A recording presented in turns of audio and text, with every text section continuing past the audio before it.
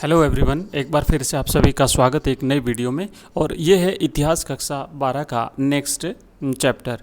तो यहाँ पर हम देखेंगे कुछ महत्वपूर्ण अति लघुतरात्मक प्रश्न, बहुविकल्पात्मक प्रश्न और कुछ लघुतरात्मक प्रश्न भी। आइए शुरू करते हैं और पहला प्रश्न देखते हैं। पहला प्रश्न है, मौर्य साम्राज्य का संस्थापक कौन था?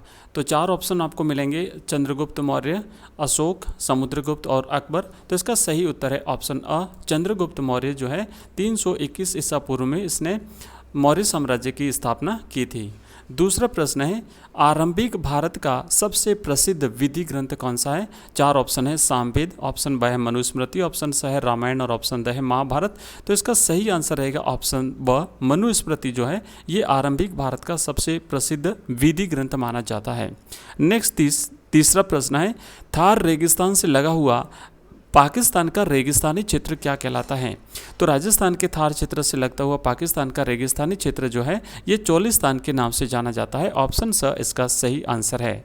अगला क्वेश्चन है चौथा, पत्थर, धातु या मिट्टी के बर्तन जैसी कठोर सतह पर खुदे ऐसे स्रोत या साक्ष्य जो उन लोगों की उपलब्धियों, क्रियाकलापों या विचारों के बारे में जानकारी देते हैं, उन्हें बनवाते हैं, वो क्या कहलाते हैं? तो यहाँ पर ऑप्शन है अभिलेख, महाकाव्य, वेद और वेदांग। तो वो अभिलेख कहलाते हैं। सही आंसर है ऑप्शन 1। नेक्स्ट क्वेश्चन है, सर्वप्रथम सोने के सिक्के किन शासकों ने जारी किए थे? ऑप्शन है शक, कुषाण, मौर्य और गुप्त। तो इसका सही उत्तर है कुषाण शासक। कुषाण शासकों ने सबसे पहले सोने के सिक्के जारी किए थे। ऑप्शन ब इसका सही जवाब है। नेक्स्ट प्रश्न है, कलिंग विजय किस शासक ने की थी? ऑप्शन है हमारे पास अशोक, चंद्रगुप्त, समुद्रगुप्त और समुद्रगुप्त। तो यहाँ पर इसका सही आंसर रहेगा ऑप्शन अ, अशोक ने जो है वो कलिंग विजय प्राप्त की थी। नेक्स्ट सातवां प्रश्न है, अब हम करेंगे अति लघुतरात्मक प्रश्न। जोतदार किन्हें कहा जाता था? तो आपको आंसर लिखना है कि बंगाल के धनी किसानों के वर्ग को जोतदार के नाम से जाना जाता था।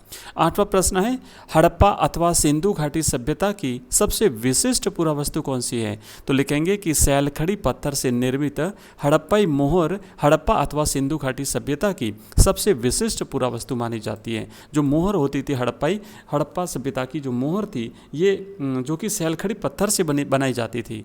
नेक्स्ट है, पांचवी रिपोर्ट ब्रिटिश संसद में किस वर्ष पेश की गई? तो आपको लिखना है कि पांचवी रिपोर्ट सन 1813 में ब्रिटिश संसद में पेश की गई थी। नेक्स्ट 10वां प्रश्न, मनके बनाने की प्रक्रिया का वर्णन कीजिए। सिंधु घाटी सभ्यता में मनके बनाने का एक बहुत बड़ा उद्योग था उस समय। तो ये कैसे बनाए जाते थे?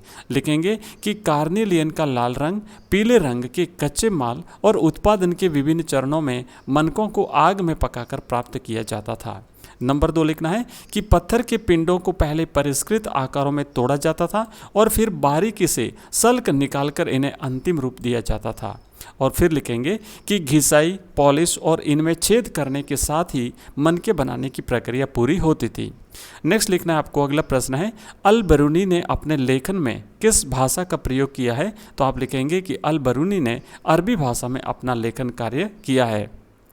नेक्स्ट है अगला 12वां प्रश्न है, इतिहासकार महाभारत ग्रंथ की विषय वस्तु को किन दो शीर्षकों के अंतर्गत रखते हैं? तो आप लिखेंगे कि इतिहासकार महाभारत ग्रंथ की विषय वस्तु को दो जो है वो शीर्षकों में रखते हैं। एक तो है आख्यान और दूसरा है उपदेशात्मक। तो इन दो शीर्षकों के अंतर्गत रखते हैं। नेक्स्ट 13वां प्रश्न है, अभिलेख आज भी इतिहास की जानकारी के महत्वपूर्ण साधन है, स्पष्ट कीजिए। तो लिखेंगे कि जो अभिलेख हैं इनमें उन लोगों की उपलब्धियों, क्रियाकलापों तथा विचारों का उल्लेख मिलता है जो उन्हें बनवाते थे। दूसरा पॉइंट लिखेंगे कि इनमें राजाओं के क्रियाकलापों तथा महिलाओं और पुरुषों द्वारा धार्मिक संस्थानों को दान दिए जाने का विवरण भी प्राप्त होता है।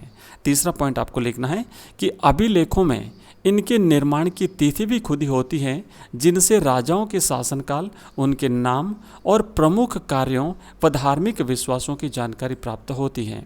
और यहाँ पर उदाहरण लिखेंगे कि महाभारत में सम्राट अशोक के अभिलेख वृहद स्तर पर प्राप्त हुए हैं, जो मौर्य वंश की जानकारी के प्रमुख स्रोत हैं। अगला 14वां प्रश्न, प्रयाग प्रशस्ति पर एक संक्षिप्त टिप्पणी लिखिए। तो जो प्रयाग प्रशस्ति आप लिखेंगे कि इसका दूसरा नाम इलाहाबाद स्तंभ लेख है।